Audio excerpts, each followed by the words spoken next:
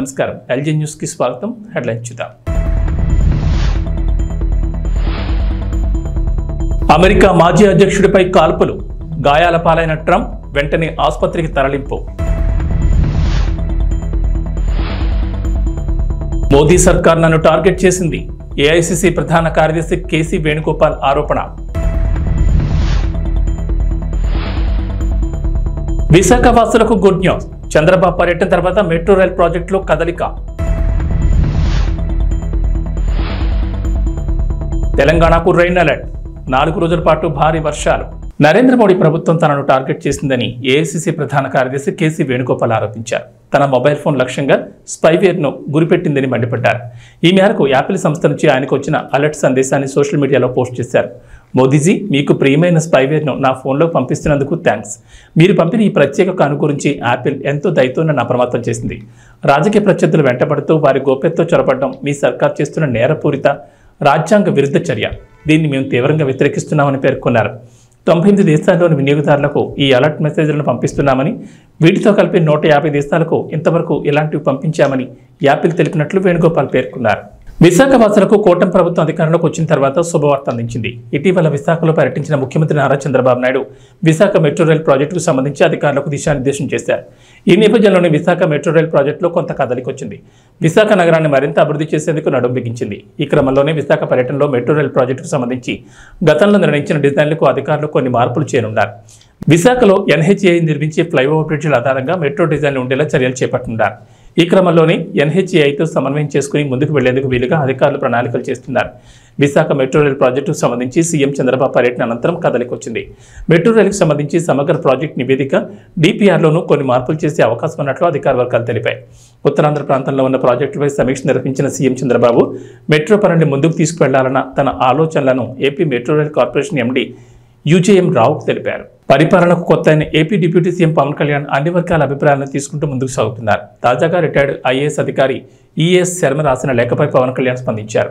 ముడిసర్ల వద్ద జీవీఎంసీ నిర్మాణాలు పర్యావరణానికి హాని చేస్తాయని శర్మ తన లేఖలో పేర్కొన్నారు. నిత్యం వందలాది మంది ప్రజలు సందర్శించే ముడిసర్ల పార్క్ 105 రకాల పక్షులకు ఆవాస ప్రాంతమని, జీవీఎంసీ ఆ పార్కులో భవనాల నిర్మాణానికి సిద్ధమవుతోందని వచ్చిన వార్తలను ఉటంకిస్తూ ముడిసర్ల పార్కును పరిరక్షించాలని శర్మ కోరారు. రిటైర్డ్ ఐఏఎస్ అధికారి శర్మ లేఖపై పవన్ కళ్యాణ్ జీవీఎంసీ అధికారుల వివరణ కోరారు. ముడిసర్ల పార్కు వద్ద పర్యావరణానికి నష్టం కలిగించే పనులు చేయొద్దని అధికారులకు నిర్దేశించారు. అయితే ముడిసర్ల వద్ద నిర్మాణాలేవీ చేపట్టడం లేదని, అలాంటి ప్రతిపాదనలేవీ లేవని జీవీఎంసీ అధికారులు పవన్ తెలిపారు.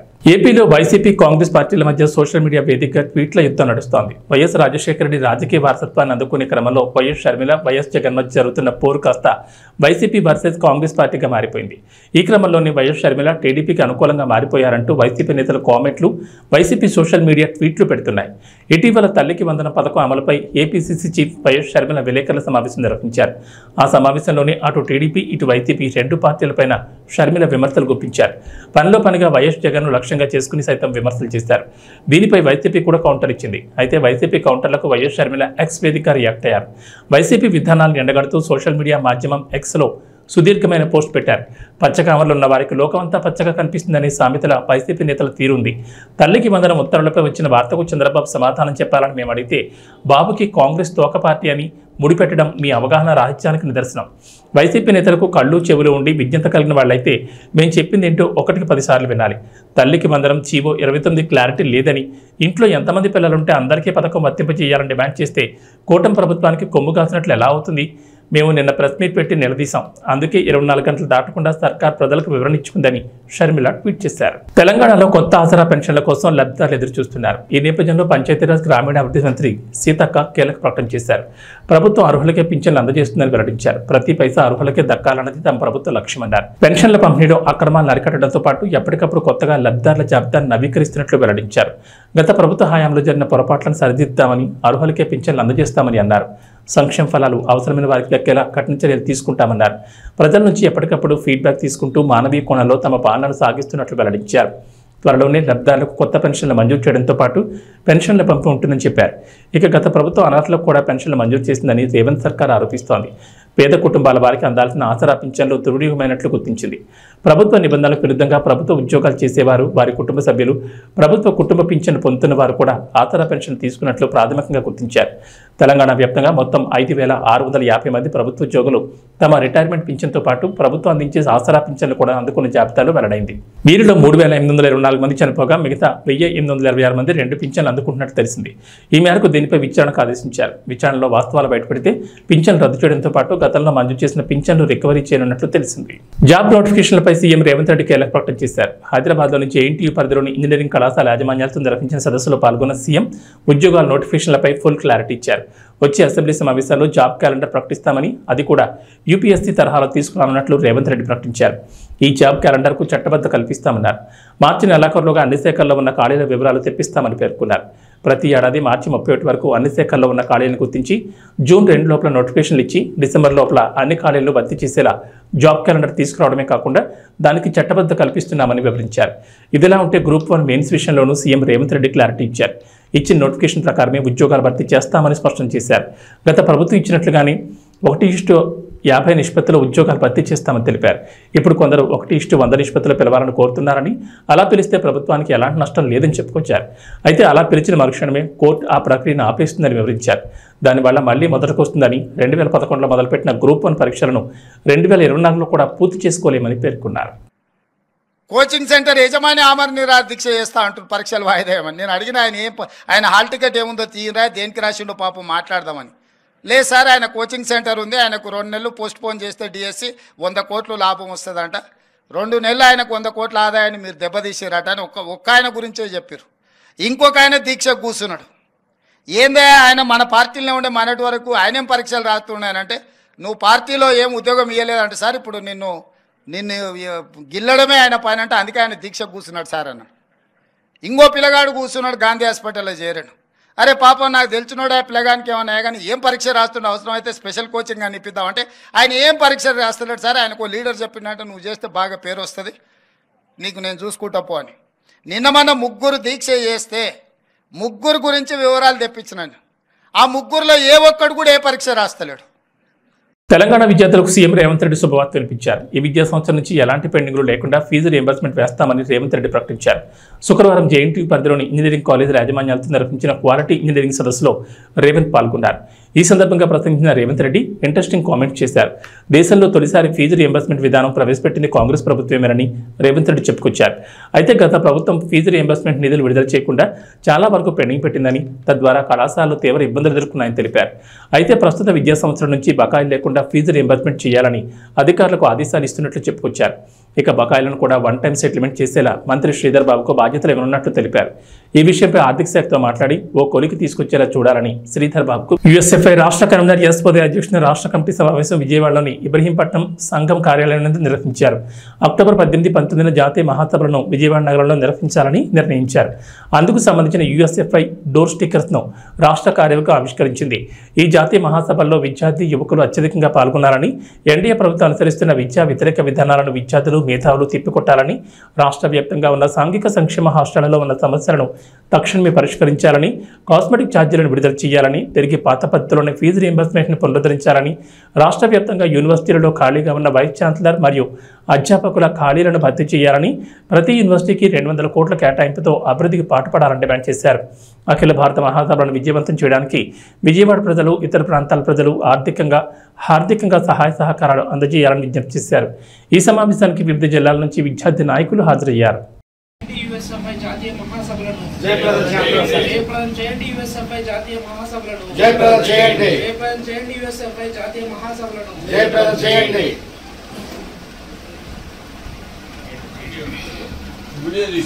అమెరికా మాజీ అధ్యక్షుడు డొనాల్డ్ ట్రంప్ పై కాల్పులు జరిగాయి. పెన్సిల్వేనియా రాష్ట్రంలోని బట్లర్ సిటీలో ఎన్నికల ప్రచారంలో భాగంగా ఆయన ప్రసంగిస్తుండగా ఈ ఘటన జరిగింది. దీంతో గాయాల పాలైన ట్రంప్ను వెంటనే ఆసుపత్రికి తరలించారు. అమెరికా మాజీ అధ్యక్షుడు డొనాల్డ్ ట్రంప్పై కాల్పులు కలకలం రేపాయి. బుల్లెట్ ఆయన చెవిని తాకుతూ వెళ్లడంతో రక్తస్రావమైంది. గాయపడిన అనంతరం ట్రంప్ పిడికిలు బిగించి నినాదాలు చేస్తున్న వీడియో వైరల్ అవుతోంది. దొండగుడి కాల్పుల్లో సాధారణ పౌరుడు మరణించినట్లు సమాచారం. మరోవైపు ట్రంప్పై కాల్పులు జరిపిన నిందితుడిని భద్రతా సిబ్బంది మట్టుబెట్టారు. అమెరికాలో హింసకు తావులేదని ప్రెసిడెంట్ జో బైడెన్ ట్వీట్ చేశారు. కాల్పుల్లో గాయపడిన ట్రంప్ క్షేమంగా ఉన్నారని తెలిసింది. ట్రంప్ ఆయన కుటుంబం కోసం నేను దేవుడిని దేవుడు ప్రార్థిస్తున్నా. మనందరం ఒక్కటే ఈ ఘటనను ఖండించాలని పేర్కొన్నారు. ప్రజాస్వామ్యంలో రాజకీయ హింసకు స్థానం లేదని బరాక్ ఒబామా ట్వీట్ చేశారు. ట్రంప్ త్వరగా కోలుకోవాలని కోరుకుంటున్నట్లు తెలిపారు. ఎన్నికల ర్యాలీలో దుండగుడు కాల్పుల్లో గాయాల పాలైన అమెరికా మాజీ అధ్యక్షుడు డొనాల్డ్ ట్రంప్ ఆరోగ్యం ప్రస్తుతం మెరుగ్గానే ఉన్నట్లు ఆయన ప్రతినిధి స్టీవెన్ తెలిపారు. స్థానిక మెడికల్ సిబ్బంది ఆయనకు చికిత్స అందించినట్లు పేర్కొన్నారు. ఈ ఘటనలో త్వరగా స్పందించిన భద్రతా సిబ్బందికి ధన్యవాదాలు తెలిపారు. మరోవైపు ట్రంప్ త్వరగా కోలుకోవాలని Tesla chief Elon Musk tweet చేశారు.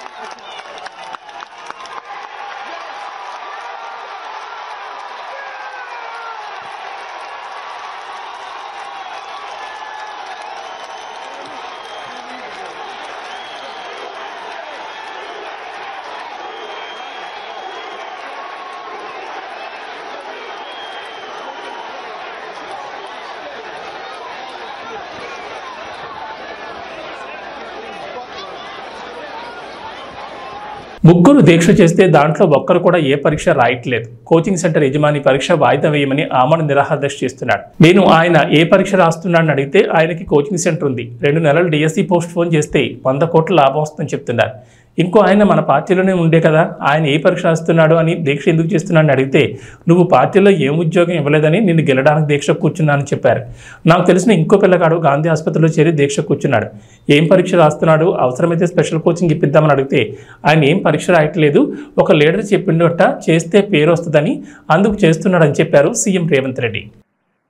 కోచింగ్ సెంటర్ యజమాని ఆమరణ నిరాహార దీక్ష చేస్తా అంటారు పరీక్షలు వాయిదా వేయమని. నేను అడిగిన ఆయన హాల్ టికెట్ ఏముందో తీయరా, దేనికి రాసిండో పాపం మాట్లాడదామని. లేదు సార్, ఆయన కోచింగ్ సెంటర్ ఉంది, ఆయనకు 2 నెలలు పోస్ట్ పోన్ చేస్తే డిఎస్సి 100 కోట్లు లాభం వస్తుందంట, 2 నెలలు ఆయనకు 100 కోట్ల ఆదాయాన్ని మీరు దెబ్బతీసారట అని ఒక్క ఆయన గురించే చెప్పారు. ఇంకొక ఆయన దీక్ష కూర్చున్నాడు. ఏందే ఆయన మన పార్టీలో ఉండే మనటి వరకు ఆయనేం పరీక్షలు రాస్తున్నాయనంటే నువ్వు పార్టీలో ఏం ఉద్యోగం ఇవ్వలేదంటే సార్ ఇప్పుడు నిన్ను గిల్లడమే ఆయన పైన అంటే అందుకే ఆయన దీక్ష కూర్చున్నాడు సార్ అన్నాడు. ఇంకో పిల్లగాడు కూర్చున్నాడు గాంధీ హాస్పిటల్లో చేరాడు. అరే పాపం నాకు తెలిసినోడే పిల్లగానికి ఏమన్నా కానీ ఏం పరీక్ష రాస్తుండే, అవసరం అయితే స్పెషల్ కోచింగ్ అని ఇప్పిద్దామంటే ఆయన ఏం పరీక్ష రాస్తున్నాడు సార్, ఆయనకు లీడర్ చెప్పినట్టు నువ్వు చేస్తే బాగా పేరు వస్తుంది, నీకు నేను చూసుకుంటా పో అని.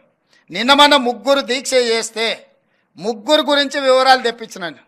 ఆ 3లో ఏ ఒక్కడు కూడా ఏ పరీక్ష రాస్తలేడు. మార్కెట్లో పారేస్తే కూరగాయలు తెచ్చి ప్రభుత్వ వసతిగృహ విద్యార్థులకు పెడుతున్నారా? మీ ఇంటి పిల్లలకు అయితే ఇలాగా పెడతారా? ప్రభుత్వ వసతిగృహ విద్యార్థులంటే మన బిడ్డలతో సమానంగా చూడాలి. ప్రభుత్వ వసతిగృహ అధికారుల తీరుపై దెందులూరు ఎమ్మెల్యే చింతమనేని ప్రభాకర్ అసంతృప్తిని వ్యక్తం చేశారు. ఏలూరు జిల్లా పెదవేగి మండలం పెదవేగిలోని సాంఘిక సంక్షేమ బాలుర గురుకుల పాఠశాలను శనివారం ఉదయం దెందులూరు ఎమ్మెల్యే చింతమనేని ప్రభాకర్ ఆకస్మికంగా సందర్శించారు. ఈ సందర్భంగా పాఠశాలకు ఇచ్చేసిన ఎమ్మెల్యే చింతమనేని ప్రభాకర్కు స్థానిక నాయకులు, గురుకుల పాఠశాల సిబ్బంది మర్యాదపూర్వకంగా స్వాగతం పలికారు. అనంతరం ఎమ్మెల్యే చింతమనేని ప్రభాకర్ గురుకుల పాఠశాల ఆవరణలోని పరిసరాలను స్వయంగా పరిశీలించారు. పాఠశాల ఆవరణలో పారిశుద్ధ్య నిర్వహణ సరిగా లేకపోవడం, తలుపులు లేని అధ్వాన స్థితిలో ఉన్న విద్యార్థుల స్నానాల గదులను చూసి చింతమనేని ప్రభాకర్ పాఠశాల నిర్వాహకులపై అసంతృప్తిని వ్యక్తం చేశారు. అనంతరం పాఠశాలలోని వంటగదిలో పరిశీలించిన చింతమనేని ప్రభాకర్ నాణ్యత లేని కూరగాయలను, సరుకులను గుర్తించారు. మార్కెట్లో తినడానికి పనికిరామంటూ పడేసే కూరగాయలను తీసుకొచ్చారని ఫైర్ అయ్యారు.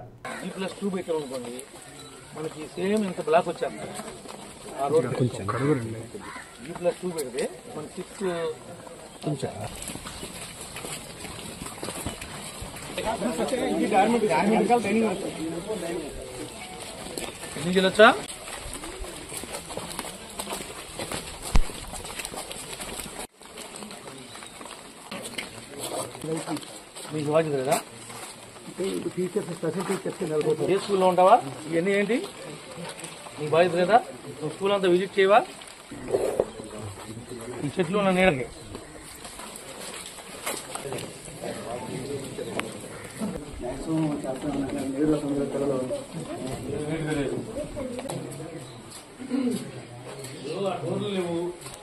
సార్ సార్ ఇవన్నీ వీడియోలు తీసి ఫోటోలు తీసి పెట్టు.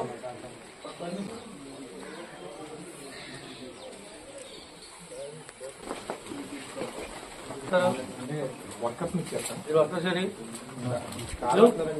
కదా వర్కర్స్ మీరు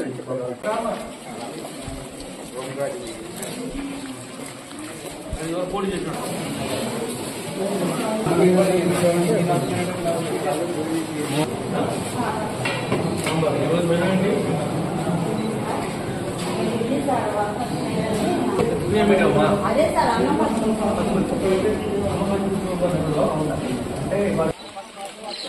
ఎవరు సప్లై రావడేది?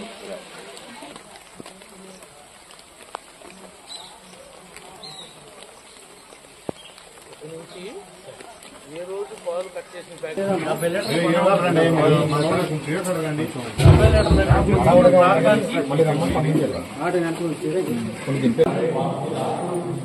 నలభై ప్యాకెట్లు తగ్గించి పిల్లలకు పాలు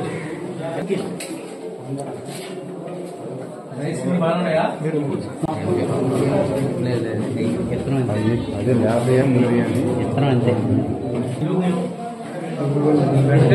సాంబార్ వేసుకుంటే బాగుంటుంది తప్ప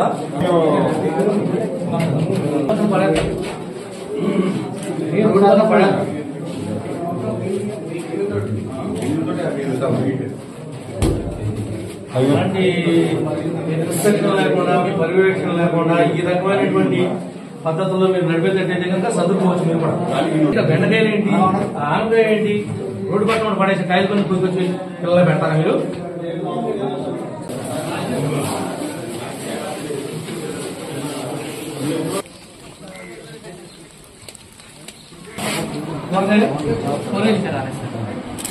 లాస్ట్ వీక్ వచ్చిందే గవర్నమెంట్ పంపించారు.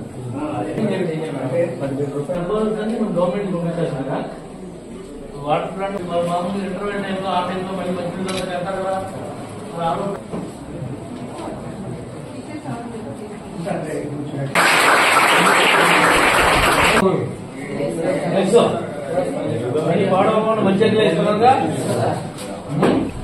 ఈ యొక్క గురుకుల పాఠశాల పెదవేగి, గురుకుల పాఠశాల ఒట్లూరు, ఎవరైతే ఎస్సీ ఎస్టీలకు సంబంధించినటువంటి పేద వర్గాలకు సంబంధించినటువంటి పిల్లలు ఉన్నారో, ఆడపిల్లలు కానీ మగపిల్లలు కానీ, వాళ్ళని చదివించాలి. చదువుతోనే వాళ్ళ యొక్క అభివృద్ధి సాధ్యపడుతుంది అనేటువంటి విషయాన్ని గట్టిగా నమ్మినటువంటి వ్యక్తి స్వర్గీయ నందమూరి తారక రామారావు గారు. ఆయన పెట్టినటువంటి ఈ గురుకులాలే ఈనాడు నడుస్తూ ఉన్నాయి. దీంట్లో సీట్ల కోసం అనేక మంది మరి చాలా ఇబ్బంది పడి వాళ్ళ పిల్లలను చదివిద్దాం, ప్రయోజకులు చేద్దామని కలలు కంటా ఉన్నారు. ఇప్పుడు పెదవేగిలో ఉన్నటువంటి 650 మందికి సరిపడా మగపిల్లలకి 5th క్లాస్ నుంచి ఇంటర్మీడియట్ వరకు ఉంది.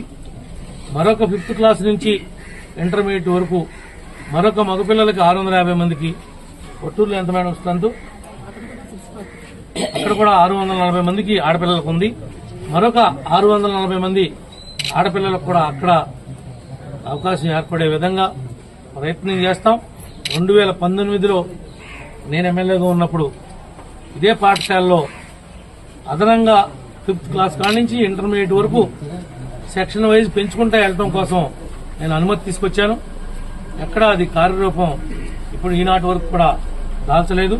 ఇక్కడ ఉన్నటువంటి ప్రిన్సిపల్ వారు కానీ, డీసీ వారు కానీ, స్టాఫ్ కానీ, సిబ్బంది కానీ మీరు ప్రత్యేకంగా దృష్టి పెట్టాల్సినటువంటి అవసరం ఉంది. ఎక్కడ పాలల్లో ఒక్క చుక్క నీళ్లు కడవకూడదు. నాణ్యమైనటువంటి కూరగాయలను వాడాలి. నాణ్యమైనటువంటి వాళ్ళకి చికెన్ పెట్టాలి, గుడ్డు పెట్టాలి, ఫ్రూట్ పెట్టాలి. మెనూలో ఏమాత్రం రాజీ పడినా మరి మా సర్పంచ్ గారు ఎప్పుడైనా విజిట్ చేస్తాడు. జాగ్రత్తగా పిల్లల్ని తీర్చిదిద్దుతారని మనస్ఫూర్తిగా ఆశిస్తూ మీ అందరి దగ్గర సెలవు. మంత్రి నిమ్మల రామానాయుడికి పుష్పగుచ్చం అందజేసి స్వాగతం పలికారు పురపాలక శాఖ మంత్రి డాక్టర్ పొంగూరు నారాయణ. జిల్లాలోని జలాశయాలను పరిశీలించేందుకు తొలిసారిగా రాష్ట్ర జలవనరుల శాఖ మంత్రి నిమ్మల రామానాయుడు నెల్లూరుకు ఇచ్చేశారు. నెల్లూరు ఆర్ఎండ్బి గెస్ట్ హౌస్ లో విడుదల చేసిన మంత్రిని నెల్లూరు జిల్లా మంత్రులు డాక్టర్ పొంగూరు నారాయణ, ఆనం రామనారాయణ రెడ్డి మర్యాదపూర్వకంగా కలిసి పుష్పగుచ్చం అందజేసి శాలువాలతో సత్కరించి ఘన స్వాగతం పలికారు. అనంతరం పలు విషయాలతో పాటు జిల్లాలో ఉన్న జలవనరులపై సుదీర్ఘంగా చర్చించుకున్నారు. వారి వెంట ఎంపీ వేమిరెడ్డి ప్రభాకర్ రెడ్డి, జాతీయ ప్రధాన కార్యదర్శి బేత రవిచంద్ర, ఎమ్మెల్యేలు సోమిరెడ్డి చంద్రమోహన్ రెడ్డి, దగ్గుబాటి కృష్ణారెడ్డి, వేమిరెడ్డి ప్రశాంత్ రెడ్డి, జిల్లా అధ్యక్షుడు అబ్దుల్ అజీజ్తో పాటు జిల్లా కలెక్టర్ ఆనంద్ ఉన్నారు.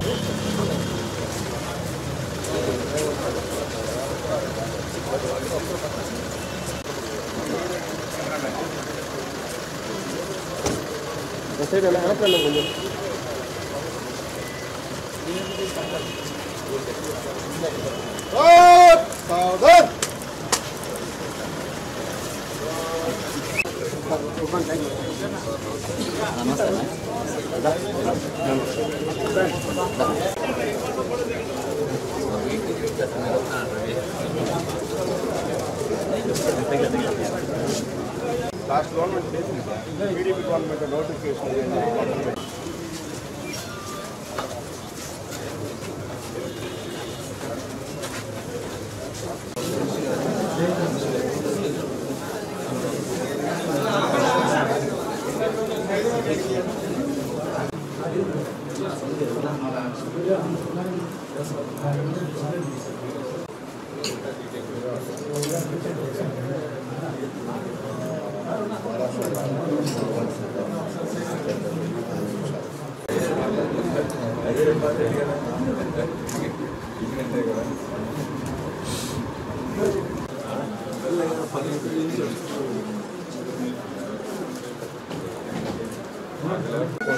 అన్న ఒక సైడ్ అన్న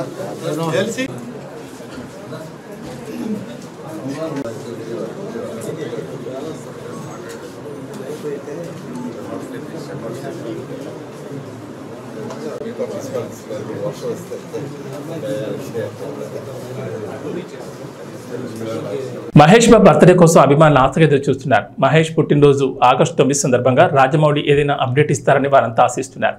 మహేష్ సైతం టోటల్గా జక్కని చెప్పిన స్టైల్లోకి మారిపోతున్నాడు. బాడీ పెంచేస్తున్నాడు అనిపిస్తోంది. లుక్ అయితే పూర్తిగా మార్చేస్తున్నట్లుగా కనిపిస్తోంది. ఎస్ఎస్ఎంబి 29కి సంబంధించిన అప్డేట్ బర్త్డే సందర్భంగా వస్తుందా అని అభిమానులు అయితే ఆరాలు తీస్తున్నారు. ఈ క్రమంలో ఓ వార్త నెట్టింట్లోకి వచ్చేసింది. మహేష్ బాబు బర్త్డే సందర్భంగా ఒక సినిమాను రిలీజ్ చేయడం ఆనవాయితీగా వస్తోంది. ఇలానే రిలీజ్ చేసిన మహేష్ బాబు ఒకడు, పోకిరి, బిజినెస్ మ్యాన్ సినిమాలు బ్లాక్ బస్టర్లుగా నిచ్చాయి. ఈసారి మురారి రిలీజ్ చేస్తారని అంతా అన్నారు. ఈ మేరకు 4K ప్రింట్ రెడీ చేస్తున్నారని వార్తలు వచ్చాయి. మళ్ళీ ఇప్పుడు అతిథిని రిలీజ్ చేస్తున్నారని చెప్తున్నారు. అతిథి ఆ టైంలో అంతగా ఆడలేదు. మహేష్ లుక్స్ మీద కూడా అప్పట్లో విమర్శలు వచ్చాయి. Surender Reddy making, taking full స్టైలిష్గా ఉన్నా కూడా ఆ సినిమా ఎక్కడో తేడా కొట్టేసింది. విపరీతమైన అంచనాల మధ్య ఈ చిత్రం రావడంతో ఆ స్థాయి హిట్ సాధించలేకపోయింది. కానీ మహేష్ బాబుని చాలా కొత్తగా ప్రజెంట్ చేశాడన్న నేమ్ అయితే సురేందర్ రెడ్డికి వచ్చింది. అలాంటి సినిమాను ఇప్పుడు మళ్ళీ రిలీజ్ చేసేందుకు ప్రయత్నిస్తున్నారట. మహేష్ బాబు ఇప్పుడు రాజమౌళి సినిమా కోసమే కష్టపడుతున్న సంగతి తెలిసిందే. బయటి ఫంక్షన్లకు ఆయన రావడం లేదు. ఫ్యామిలీతో ఇప్పుడే వెకేషన్లు అంటూ తిరిగేస్తున్నాడు. ఒకసారి రాజమౌళి సినిమా మొదలైతే వెకేషన్లకు వెళ్ళడం కష్టమన్న సంగతి తెలిసిందే. అందుకే దొరికిన ఈ టైంని ఫ్యామిలీతో హాయిగా గడిపేస్తున్నాడు. అంబానీ పెళ్లి వేడుకల్లో మహేష్ కనిపించిన తీరుకు అందరూ యానిమల్ మూవీని గుర్తు చేసుకుంటున్నారు. మహేష్ బాబుతో సందీప్ వంగాను ఓ ప్రాజెక్ట్ సెట్ చేసుకోమని అభిమానులు కోరుతున్నారు. ఇంగ్లాండ్ వేదికగా జరిగిన world championship of legends 2024 tourney విజేతగా ఇండియా ఛాంపియన్స్ అవతరించింది. బర్మింగ్ హోమ్ వేదికగా జరిగిన ఈ తుది పోరులో భారత్ జట్టు పాకిస్తాన్ ఛాంపియన్స్ను చిత్తు చేసింది. దీంతో టైటిల్ సాధించింది. ఈ మ్యాచ్లో తొలుత బ్యాటింగ్ చేసిన పాకిస్తాన్ ఛాంపియన్స్ 20 ఓవర్లలో 6 వికెట్ల నష్టానికి 156 పరుగులు చేసింది. అనంతరం భారత్ మరో 5 బంతులు మిగిలి ఉండగానే 5 వికెట్లు కోల్పోయి లక్ష్యాన్ని ఛేదించింది.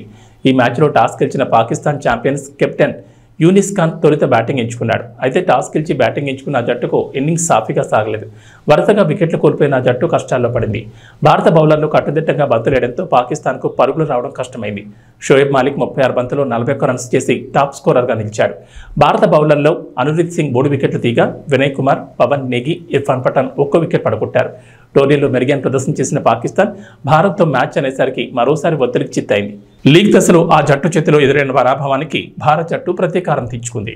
ఇక వాతావరణ విషయానికి వస్తే తెలంగాణకు హైదరాబాద్ వాతావరణ కేంద్ర అధికారులు రెయిన్ అలర్ట్ జారీ చేశారు. ఇవాటి నుంచి 4 రోజుల పాటు వర్షాలు కురుస్తాయని చెప్పారు.